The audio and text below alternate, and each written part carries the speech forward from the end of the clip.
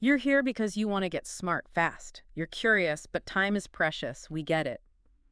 This is the deep dive, your shortcut to understanding the ideas that matter without drowning in details.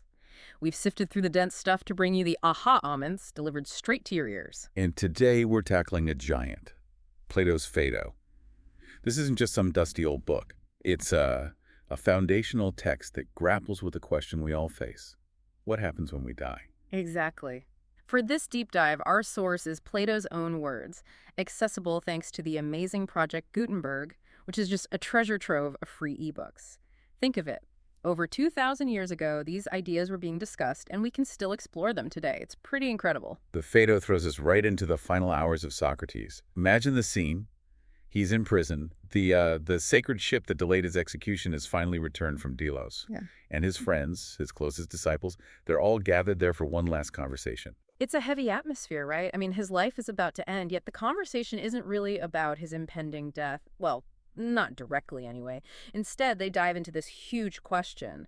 Does the soul live on? It's under this, intense pressure that Socrates' arguments for the immortality of the soul unfold. Absolutely. The fact that this is his final discourse, the unspoken reality of the hemlock waiting, he just gives every word a profound weight. Plato meticulously paints this picture for us. He even lists who was there, Simmias and Sabes, who were apparently disciples of Philolaus before following Socrates. Right, and then you have loyal Credo, obviously. Even the prison attendant gets mentioned. And a whole crew of others, Hermogenes, Apollodorus, Euclid and Terpsion from Megara, Ctesippus, Antisthenes, Menexenus, quite a gathering of intellectual heavyweights. But interestingly, some key figures are missing. Aristippus wasn't there, neither was Cleombrotus, and surprisingly, Plato himself says he was ill. The whole dialogue is narrated by Phaedo, recounting the events to Echecrates later. So the dialogue starts almost casually. Socrates has just been released from his chains, his leg is being rubbed, and he makes this seemingly simple observation about pleasure and pain, how they seem intrinsically linked, almost like two sides of the same coin. He even jokes that Aesop might have pictured them as some kind of two-headed creature joined at the neck. It's a casual opening, yeah, but as often happens with Plato, it hints at something deeper, maybe the interconnectedness of our experiences. And this mention of Aesop actually sparks the first real philosophical question. It comes from Sabes. Right. Cebes relays a puzzle from a poet named Evenus. He asks, why is Socrates, a philosopher known for thinking, not poetry, suddenly turning Aesop's fables into verse while he's in prison? It's a fair point. Seems a bit out of character, maybe. Well, Socrates explains that throughout his life he'd had these recurring dreams telling him to practice music. Now, facing death and not entirely sure if music meant literal music or philosophy, he decided to cover his bases. So he started writing verses, these Aesop adaptations included, alongside his philosophical thinking. Covering all the bases, literally. And then comes this really striking message he wants Cebes to pass on to Evenus. Yes, he tells Evenus he should follow him in death, bid him farewell, and come after him. Whoa. Okay, that immediately raises eyebrows, right? Should a philosopher want to die? Is he advocating suicide? Exactly. And Socrates immediately clarifies. He says that while a true philosopher shouldn't fear death, in fact, their whole life is a kind of preparation for it, learning to separate the soul from the body, suicide itself is unlawful. It's seen as abandoning your post, like a possession discarding itself without the owner's permission, as he puts it. Yeah. You wait for God's summons. So welcoming death as a release for the soul is one thing, but taking your own life is another. Got it. Okay, let's dig into the core arguments then. The reason Socrates gives for believing the soul lives on. He starts with pre-existence, right? This idea of reminiscence. That's right. The idea that learning isn't acquiring totally new information, but actually remembering knowledge the soul possessed before this life. It's a bit mind-bending at first. It does sound pretty out there. How does he argue for it? Well, he brings up a couple of lines of reasoning. One is the mathematical argument, similar to what we see in the Meno.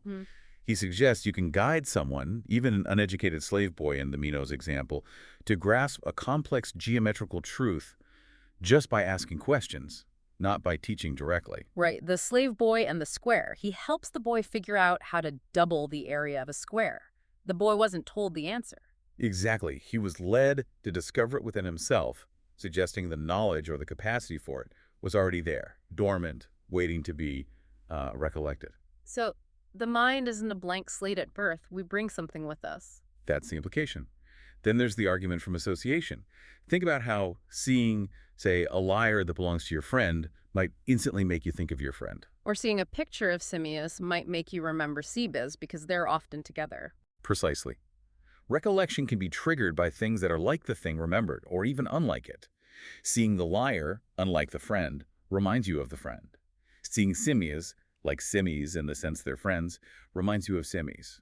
This process of association, Socrates argues, points towards recovering knowledge we once had. Okay, that makes sense. And then there's the big one about absolute concepts like perfect equality. Yes, the argument from the forms, essentially. Socrates points out that when we look at things in the world, say two sticks or stones, we might call them equal. Hmm. But are they ever perfectly equal? Don't they always fall short of the idea of absolute perfect equality? Yeah, you could always measure more closely or look from a different angle. They're never absolutely identical in the way the pure concept of equal is. Exactly. So Socrates asks, where do we get this concept of perfect equality or perfect beauty or perfect goodness if we've never actually experienced it through our senses in this world? So he's saying we must have encountered these perfect ideas before we were born. That's the argument. Our souls must have had access to these perfect forms, these ideals in a previous existence. Our experiences in this life just serve to remind us, imperfectly, of those perfect concepts we already knew. And if our souls existed before birth to grasp these ideas, they have an existence independent of the body. That's a powerful line of reasoning. But, oh, here comes Simius and Seabees again. They poke a hole in it, don't they? They do. They raise a crucial objection. Okay, fine, maybe the soul existed before this life, but how does that prove it will exist after death? Couldn't birth be the start of its existence in a way and death its final end? Or maybe it just dissipates. Like a flame being snuffed out. It existed, but now it's gone. Precisely. It's a very logical challenge. Socrates' first response is to circle back to an earlier point. They discuss the idea that opposites generate opposites. You mean like waking comes from sleeping and sleeping from working, that cyclical pattern? Yes. He argues that if this is a universal principle, then life must come from death, just as death comes from life. For the living to come into being, the souls of the dead must exist somewhere to come from. Okay, so a continuous cycle. That addresses the does it exist at all after death point. But what about the fear that it just sort of dissolves, like smoke? Sabes brings that up, the fear of the soul just scattering on the wind. He does, and Socrates tackles this by drawing a sharp distinction between the nature of the body and the nature of the soul. Think about the body, it's a composite, right? Made up of different parts, earth, water, air, fire, whatever elements you believe in. It's visible, tangible, and clearly subject to change and decay. Things made of parts can be broken apart, dissolved. Makes sense. It decomposes. But the soul, Socrates argues, is different. Is it visible? Can you touch it? It seems to be more like the eternal, unchanging ideas or forms they were just discussing, invisible, non-composite, simple. And things that are simple, uniform, and non-composite are far less likely to be scattered or destroyed. They are more likely to be indissoluble. So the body breaks down because it's complex, but the soul endures because it's simple and indivisible. That's the core idea. Plus, he adds, look at the relationship. The soul commands the body. Your mind tells your hand to move. Doesn't that suggest the soul is the ruling part, more divine, while the body is the servant, the mortal part? This commanding nature aligns the soul more with the divine and unchanging and less with the mortal and dissolvable. Interesting. So its very nature makes it unlikely to just poof, disappear. Right, and Socrates then elaborates on what might happen after death, depending on how one lived. Oh, yeah, this is where it gets into different fates for different souls. Exactly. He suggests that a soul that has spent its life pursuing wisdom, detaching itself from bodily pleasures and passions, essentially, practicing philosophy as a way of purifying the soul, that soul is likely to depart pure. It would then go to a place like itself, invisible, divine, immortal, and wise, to the realm of the gods, essentially freed from human troubles. The philosopher's reward. But what about, well, everyone else? For souls that were overly attached to the body, filled with desires, fears, and worldly concerns, who maybe even feared the separation from the body, Socrates suggests they might not depart cleanly. They might be weighed down, polluted, lingering around the physical realm, perhaps even visible as ghostly apparitions near tombs, still drawn to the corporeal. Spooky. And does he mention reincarnation here? He does. He speculates that these polluted souls might eventually be imprisoned again in new bodies, perhaps taking the forms of animals that match their dominant characteristics. Like the greedy or sensual might become asses or similar creatures, The unjust and tyrannical might become wolves or hawks. Wow. And what about just like regular decent people? Not philosophers, but not terrible either. Ah, yes. He suggests that those who practice popular or civic virtue, being orderly, just, temperate, but without the grounding of philosophy, might have a gentler fate. They might be reborn into social, gentle species like bees, wasps, or ants, or perhaps even return as decent human beings. So being a good citizen counts for something. But the highest path is still philosophy. According to Socrates, yes. Only the true philosopher, the lover of wisdom who actively sought to purify the soul and understand eternal truths, can hope to join the company of the gods. They abstain from bodily lusts, not out of fear of consequences, but because they recognize philosophy's power to liberate the soul from the confusing and misleading prison of the senses. It's a powerful vision of philosophy as a path to salvation almost. But even after laying all this out, Simmias and Sebas are still not fully convinced, are they? No, and credit to them, they voice their remaining doubts, even though they feel a bit awkward interrupting Socrates at this moment. Socrates actually encourages them, smiling. He jokes, comparing himself to a swan sacred to Apollo, his master, which sings most beautifully before death because it anticipates the joys of the next world. He says he's Apollo's servant too and expects to depart just as merrily, so they shouldn't hesitate to question him. That's Socrates for you. So what's Simmias' big remaining problem? Simmias brings back his worry, but frames it more sharply with the famous analogy of the lyre and its harmony. He says, look, a lyre is a physical object, right? But the harmony it produces is invisible, beautiful, almost divine. Yet if you smash the lyre, the harmony is gone instantly, even before the wood finishes rotting. Ah, I see the parallel. Couldn't the soul be just like that harmony? A result of the body's physical elements being tuned together correctly, the hot, cold, wet, dry elements in balance.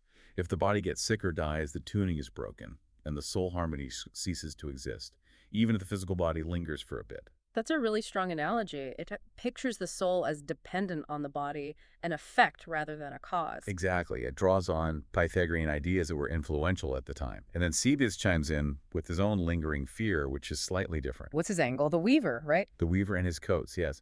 Cebes says, okay, Socrates, maybe you've convinced me the soul is stronger than the body and existed before it. Maybe it even outlasts several bodies, like a weaver who makes and wears out many coats over his lifetime. But the weaver himself isn't immortal. He eventually dies, even after making all those coats. Precisely. So Cebes argues, even if the soul goes through many reincarnations, wearing out many bodies, how do we know it doesn't eventually wear out itself? Maybe its last body is the one it dies with. To prove immortality, Cebes insists, Socrates needs to show the soul is completely indestructible and outlasts all possible bodies, that it never perishes. Wow, these two are tough critics. They really pinpoint the weaknesses. How does Socrates respond to these? Well, before directly tackling them, Socrates actually takes a fascinating detour into his own intellectual history. It's quite revealing. Oh, right. He talks about his youthful enthusiasm for natural science, trying to understand the causes of things, why things grow, how we think. Yep. And his initial excitement when he first heard about Anaxagoras and his idea that nous, or mind, is the arranger and cause of all things, Socrates thought, great, finally, someone will explain things in terms of what is best, why things are ordered purposefully. He expected explanations based on purpose and design, right?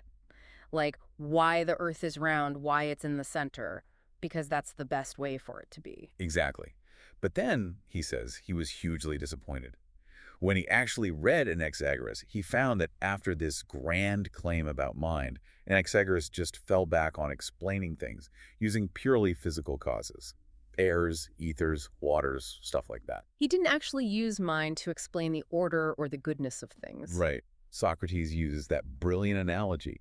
It's like explaining why he is sitting here in prison by talking about his bones, muscles, and sinews, allowing him to bend his legs. Instead of talking about the real reason, his decision that it was better and more just to accept the verdict of the Athenians and obey the laws, even facing death. Precisely. He accuses Anaxagoras, and others like him, of confusing the necessary conditions for something, like bones and muscles for sitting, with the actual cause, the choice, the judgment of what is best. He felt they failed to grasp the real power that orders things for the best. So, disillusioned with those physical explanations, he developed his own second best method, as he calls it. Yes, his method of hypothesis, which relies on the theory of firms or ideas. He decided to stop looking directly at things, which he felt could blind the soul's eye, like looking at the sun during an eclipse. Yeah. And instead, to examine the truth of things in logoi, in concepts or ideas, he would assume the strongest principle, like the existence of absolute beauty, goodness, equality, and then judge everything else based on whether it agreed or disagreed with that principle. So focusing on the consistency of ideas rather than direct observation of physical causes. Sort of. He insists, for example, that the reason something is beautiful is simply because it participates in absolute beauty itself, not because of its color or shape, which are just conditions. The cause is participation in the form. He calls this the safe and simple answer, avoiding the complexities and potential contradictions of other explanations, like what makes something hot. Fire, he says, is a more sophisticated answer than just heat. Okay, so he establishes this reliance on the forms. How does that help him answer simias and sibas?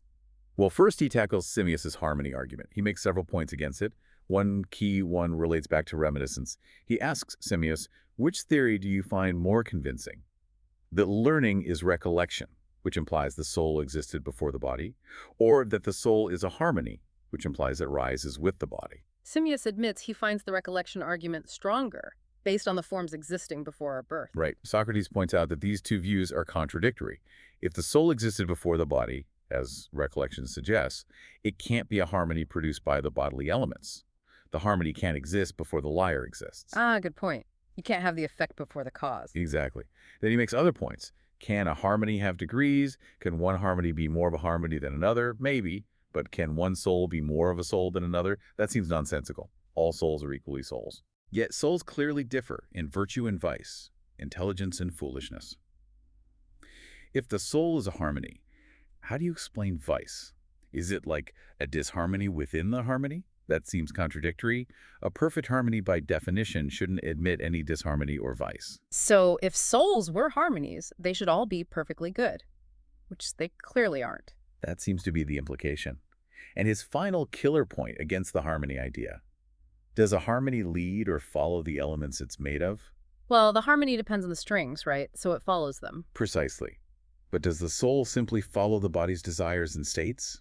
Or does it often oppose them, rule over them, force the body to do things it doesn't want to do? Like when you're thirsty but decide not to drink. Socrates says the soul clearly acts as the master of the body, contradicting the idea that it's merely a dependent harmony. He even quotes Homer Odysseus beating his breast and commanding his heart to endure. Okay, that seems to pretty effectively dismantle the harmony analogy. What about CB's weaver problem? The soul might wear out eventually. Right. This leads Socrates to his final and arguably most famous argument. He builds on the idea of forms and opposites he discussed earlier. Remember how he established that not only do opposite ideas, like tallness and shortness, exclude each other, but also things that inherently possess an opposite quality will not admit the opposite of that quality. Like the number 3, which inherently possesses oddness, will never admit evenness while still remaining 3. It will either withdraw or perish. Exactly. Or fire, which inherently possesses heat, will never admit coldness. Snow, possessing coldness, will never admit heat. It retreats or melts. Okay, follow that. So Socrates asks, what does the soul always bring with it whenever it occupies a body? What makes a body alive? Life. Life. The soul, by its very definition, brings life to the body. Therefore, the soul inherently possesses life. Now, what is the opposite of life? Death. Death. So, following the principle, the soul, which always brings life, can never admit the opposite of life, which is death.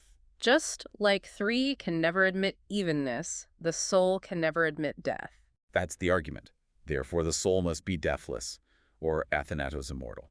But Sabes had that worry. Maybe the 3 just perishes when even approaches. It doesn't necessarily retreat. Socrates addresses that. He says, we agreed that some things possessing qualities not only resist the opposite quality, but are also imperishable in themselves. He asks, isn't the immortal also necessarily indestructible? If the deathless, the soul, were capable of being destroyed, then nothing would be indestructible. He gets them to agree that the immortal is also imperishable. Therefore, when death approaches the body, the mortal part, the soul, being immortal and imperishable, cannot be destroyed by it. Instead, like the number 3 retreating from the even, the soul must simply withdraw safe and sound. So it doesn't perish, it just No. leaves undamaged. Undamaged and undestroyed. That's the culmination of his argument. The soul is proven to be immortal and imperishable. And does that finally satisfy Sabes? It seems to. Cebes declares he has no more doubts and is convinced. Simmias also seems persuaded, or at least has no further objections. Wow, That's quite an intellectual journey they've been on. And then Socrates shifts gears again, doesn't he, into that mythological description of the earth. He does. Having established the soul's immortality to his satisfaction, he then offers this rather elaborate picture of the cosmos and the afterlife. He prefaces it by saying he can't prove it scientifically, but he'll share his conception. It's quite something. He describes the earth not as we perceive it, but as a huge, round body suspended in the center of the heavens, perfectly balanced. And says that we humans live in little hollows on its surface, down in the dregs, like frogs around a marsh, mistaking the lower air and mist for the true heavens. And the true earth is up above, in the pure ether where the stars are. Yes, a much brighter, purer, more beautiful realm. Colors are more vivid. Gems like jasper and emeralds lie around like common stones. Trees and flowers are superior, and the inhabitants are healthier, longer lived, have sharper senses, and even commune directly with the gods. Sounds idyllic, almost like a paradise. It does. And then he describes the interior of the earth, with interconnected hollows and subterranean rivers, a vast chasm called Tartarus, rivers of fire, Pyriphlegethon, the river of woe, Koslidas, and the Acherusian lake where souls await judgment or rebirth.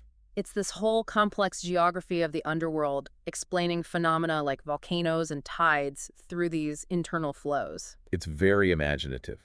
And he concludes this section by saying that while the exact details might not be precisely true, something like this must be the case regarding the soul and its destinations. Given the soul's immortality, it's worth taking the glorious risk of believing in such a future and living accordingly.